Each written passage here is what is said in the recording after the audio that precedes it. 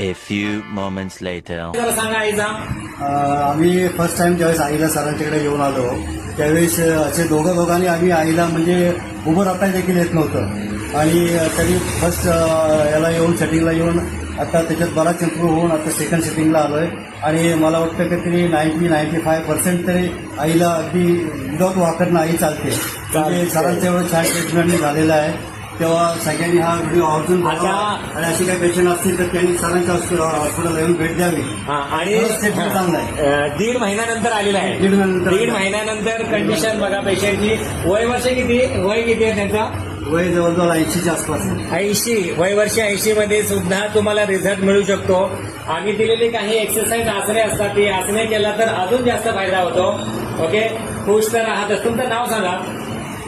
नाव हसीना पूर्ण चिपळूण. बरं, खुश आहात? हा व्हिडिओ शेअर करू शकतो ना? असं थांबण्या सगळ्यांनी खुश बड्डे आहात.